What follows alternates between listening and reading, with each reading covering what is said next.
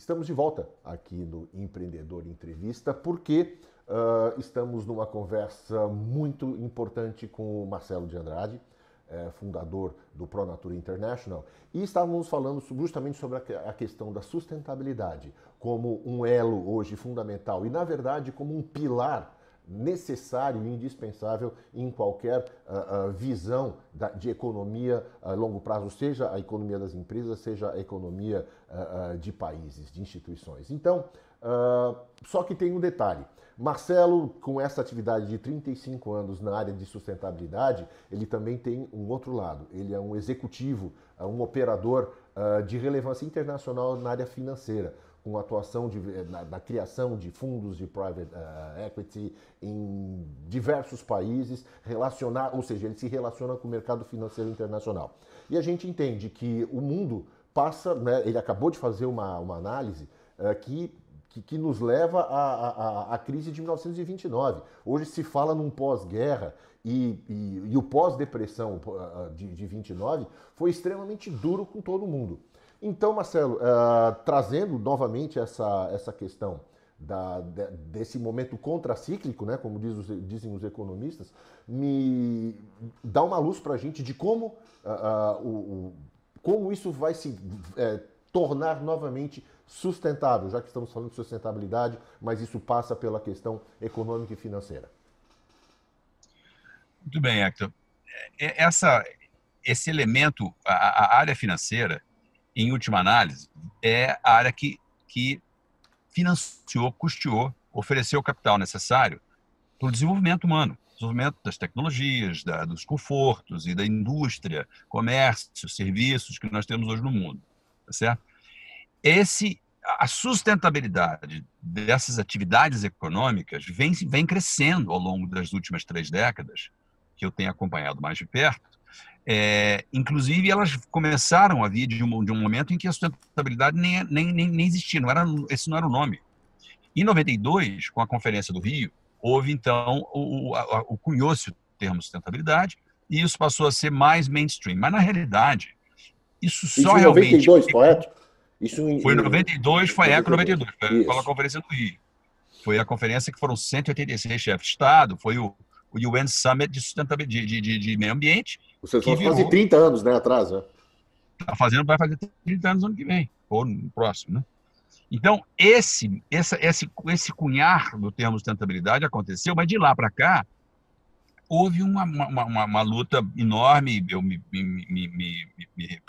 enquadro nessa turma que brigou por isso, tem muitas outras pessoas, mas a consciência do termo sustentabilidade é mais recente, pela massa das pessoas, e especialmente pela massa empresarial e financeira, porque finalmente eles entenderam que existe um elemento de mitigação de risco de investimentos. Tá certo? Um binômio simplório de investimento é o binômio risco-retorno. Quanto mais retorno você busca, em princípio, você teria que correr um risco maior. Se você pode melhorar essa relação risco-retorno, mantendo o seu retorno com um risco menor, e a maneira de mitigar esses riscos, diminuir esses riscos de investimentos, é entender que tipo de energia você está investindo, se ela é renovável, se não é, se ela é limpa, se não é, o tipo de uso de recursos naturais, como água, como minerais, como recursos... Deixa eu te interromper até pegando esse gancho, Marcelo. Então, se hoje você tem essa atuação que se transformou em uma espécie de quase que apoiando essa mudança de visão nas megacorporações, nas grandes empresas, e isso hoje é um tema que não se deixa de falar, ou seja, no planejamento dessas grandes empresas que pensam em termos de 5, 10, 15, 20, 30 anos, né, para frente, ou seja, não estão preocupadas apenas com o dia de hoje e o dia de amanhã, mas pensam a longo prazo, ou seja, a questão da sustentabilidade é algo fundamental. Eu gostaria de que você me dissesse como esse pensamento pode ser transferido para as pequenas e médias empresas, por exemplo, no Brasil, que o Brasil tem uma condição diferenciada do ponto de vista de recursos naturais, né? Recursos naturais esses que potencializam diversas questões que são fundamentais, que são nevrálgicas, que são pilares do mundo de hoje, que são as questões de energia, são as questões da biodiversidade no campo da saúde, né? E toda a cadeia de insumos, ou seja, o Brasil é muito rico nesse sentido, recursos minerais, já falamos recursos energéticos, ou seja, toda uma plataforma que o Brasil, pela sua dimensão em termos de tamanho e pela sua diversidade territorial, nós temos floresta, nós temos semiárido, nós temos clima temperado, ou seja, temos o sol, temos uma bacia hidrográfica imensa, temos o mar, ou seja, são diversos aspectos que fazem com que o Brasil seja uma espécie de um laboratório aonde nós podemos ser vanguarda, mas isso passa, obviamente, por toda a cadeia de valor da economia brasileira que fatalmente atinge a pequena e microempresa, que na verdade são os grandes fomentadores, digamos assim, da roda da economia, são os maiores geradores de emprego. Como que uma instituição como a Fundação Pronatura, a Pronatura International e diversas outras instituições podem transformar isso em agenda das suas atividades, ou seja, não simplesmente pensando da mão para a boca, mas de fato trazendo isso como uma agenda necessária para a sobrevivência das empresas. Pequenas e médias, você diz? Exato. Perfeito. Bom, as pequenas e médias empresas, elas não têm, não têm o conforto de poder planejar com 20, 30 anos à frente. Infelizmente, não é possível. Elas podem até fazer um plano estratégico, mas um plano de negócio com 20, 30 anos nem japonês faz. Não existe. As grandes empresas que lidam com recursos naturais, por exemplo, para de mineração, essas sim, essas têm, porque os projetos delas têm 100 anos, 150, 60, 80. Muito bem. Há uma diferença muito grande também no peso econômico dessas organizações, da grande empresa e da pequena e média. O fluxo de caixa que uma região recebe no momento que existe a implantação de uma grande empresa é muito importante. E quanto mais essas grandes empresas entendem a necessidade e o poder e a estratégia de se tornarem mais sustentáveis em 100% das suas atividades, especialmente no ciclo de vida dos seus produtos, incluindo o seu supply e o fim da vida desses produtos, abre uma oportunidade importantíssima para essas pequenas e médias empresas que, em última análise, ou prestarão esses serviços e serão fornecedores dessas grandes indústrias, ou utilizar-se-ão desse fluxo de caixa enorme para sobreviverem. Muito bem. Se essas empresas grandes hoje já estão totalmente voltadas, exemplos como Unilever, como em todos os setores, tem a BHP Billiton na área de mineração, tem a Dupont na área múltipla, enfim, você tem uma quantidade enorme de grandes empresas que já estão muito avançadas e completamente convencidas de que esse é o caminho. Quanto mais essas pequenas e médias empresas se alinham com esta visão, maior a oportunidade que elas vão ter. E como as grandes empresas e os dinossauros na nossa pré-história vão acabar, esses que não se convenceram ou que não mudaram, não se adaptaram, vão ser extintos e vão ser substituídos por outros que se adaptaram e que evoluíram. É uma questão de evolução. Eu aproveito para trazer uma informação que é bastante relevante nessa nossa conversa, Marcelo, que é a seguinte: você é o criador, né, de um novo modelo de abordagem na questão da relação complexa que existe entre comunidades vulneráveis, entre lugares com amplo espectro de recursos naturais que podem ser explorados, né, e governos e empresas, ou seja, uma relação que sempre foi complexa e tumultuada na maior parte das vezes. Mas você trouxe um novo conceito, uma nova abordagem, que inclusive hoje você tem a parceria do Banco Mundial, né, para o desenvolvimento de projetos. Explica um pouco para nós desse projeto que é chamado de Plataforma de Valor Compartilhado, não é verdade? Exatamente. A Plataforma de Valor Compartilhado foi, de novo, uma evolução da implementação, da utilização da metodologia que o Pronatura International desenvolveu. Como eu disse no início, o Pronatura International foi criado como uma agência de desenvolvimento para fomentar economias sustentáveis, inclusivas, climate friendly, em regiões sensíveis do mundo.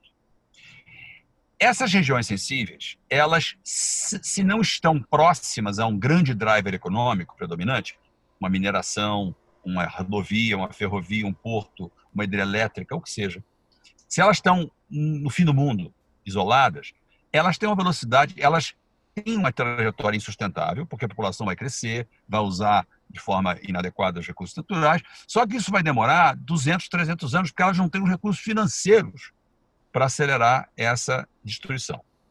Quando você traz uma atividade dessas, de grande porte, para uma região não preparada, esses 200, 300 anos viram 2, 3.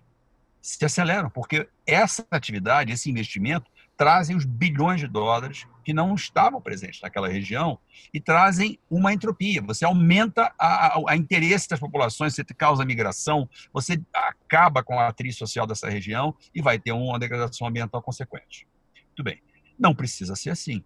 Se você faz a gestão da entrada desse capital nessa região e alavanca essa musculatura financeira que entra numa região para fomentar e desenvolver, utilizando-se de ferramentas de mercado financeiro, de mercado empresarial, empreendedorismo, cooperativismo, associação entre cooperativas e grandes empresas. Se você utiliza uma série de elementos que são particulares para cada caso a caso você vai ajustar o plano, mas de forma genérica, você tem condição de utilizar essa entrada de capital numa região, dessa atividade, de forma benéfica para essa região. Então, e aí, se você faz isso, você alavanca-se o fator de aceleração da entropia dessa região, pela presença, entrada do capital, para também gerar um exemplo positivo muito mais rápido. Nós temos, por exemplo, um dos primeiros pilotos que nós implementamos e desenvolvemos a nossa metodologia na Amazônia, não tinha nenhum driver econômico próximo. Levou 20 anos, 25 anos para a economia se firmar. Acontece que se você tivesse a injeção de bilhões de dólares próximos e essa metodologia fosse utilizada para gerenciar a base da pirâmide, o entorno, você teria um resultado em 2, 3 anos. Não precisava esperar isso tanto. Então, e, como disse um dos meus mentores, nada é mais bem-sucedido que o sucesso. Se você tem exemplos de grande escala bem-sucedidos, você contamina positivamente toda uma região e outras partes do mundo. Hoje, com a comunicação, o mundo todo, num minuto. E muitas vezes, dos exemplos que eu conheci da Share Value Platform, elas geram um desenvolvimento que acaba impactando de uma maneira muito intensa em populações que estavam, pelo modelo antigo, pelo modelo tradicional, condenadas à miséria. E hoje não, elas acabam recebendo uma capacidade de emergir economicamente, gerando aí renda, emprego, desenvolvimento social, ou seja, as pessoas acabam vivendo melhor em função disso. Mas, Marcelo, a gente vai ter que fazer mais uma pequena pausa, a gente volta já já com essa conversa que está sensacional e que eu tenho certeza todos nós estamos aproveitando muito. Né? Até já voltamos. Por 25 anos, a Iniciativa Empreendedora Brasileira tem ao seu lado um grande parceiro. Em quase 300 edições, a Empreendedora oferece caminhos, ideias e soluções para empresários e seus negócios. Daria apenas para imaginar, nesse tempo, quantos homens e mulheres, ao folhearem essas páginas, decidiram: eu vou empreender. Ao lançar a Empreendedor em 1994, a palavra empreendedor não constava em nenhum dicionário brasileiro. A Empreendedor agora é digital. De um canal de informação, nos tornamos uma plataforma de interconexão, apoio e sempre com a melhor informação para todos aqueles que empreendem ou querem empreender. A Empreendedor convida você a fazer parte desse novo mundo do empreendedorismo, conectado, intenso, rápido, exigente e, por isso mesmo, fascinante. Empreendedor. Gestão e negócios inovadores e sustentáveis.